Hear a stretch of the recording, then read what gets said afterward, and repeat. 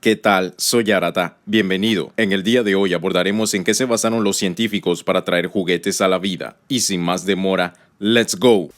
Primero que todo, tenemos que saber sobre el experimento 814, que era nada más y nada menos que un simple ratón. Este ratón se le daba de comer 3 veces por día durante 2 semanas. Al finalizar la segunda semana, se cargan al ratón y lo sumergen en una mezcla de la flor de amapola y conservante. Luego de una semana se le aplica al ratón una descarga eléctrica para revivirlo, pero el ratón no volvió a la vida. En este experimento comentan de que a pesar de ser un fracaso, se cree fuertemente de que la flor de amapola tiene propiedades que alteran la vida y que quizás algo más grande daría resultados diferentes. Con esta descripción se nos da a entender de que la flor de amapola es un ingrediente fundamental para poder cumplir con su mayor deseo de tener juguetes reales para poder vencer a la competencia. Sin embargo, la flor por sí sola no puede traer a la vida juguetes o peluches, y al ver que los experimentos anteriores no funcionaron, proceden a buscar algo más grande refiriéndose a los humanos. Teorizo que el proceso que utilizaron era suministrar al paciente de este líquido a base de flor para que al momento de hacer la experimentación científica el paciente no muriese, asegurándose de poder transferir el cerebro,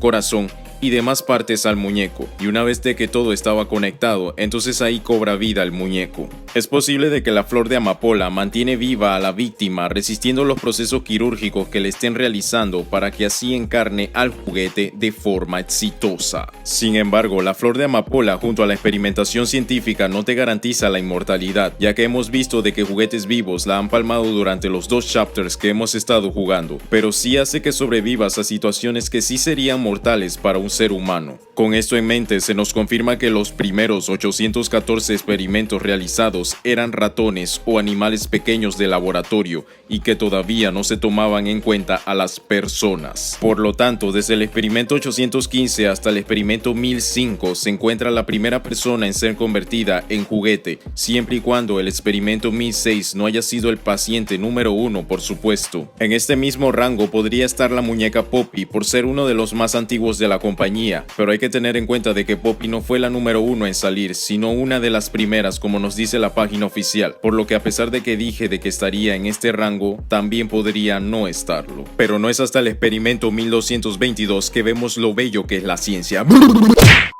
Y ese sería el video teorizando los primeros indicios que tuvieron los científicos para traer juguetes a la vida. Muchas gracias Lucy por el super thanks. Comparte tus comentarios, muchas gracias por el apoyo y nos vemos en la próxima.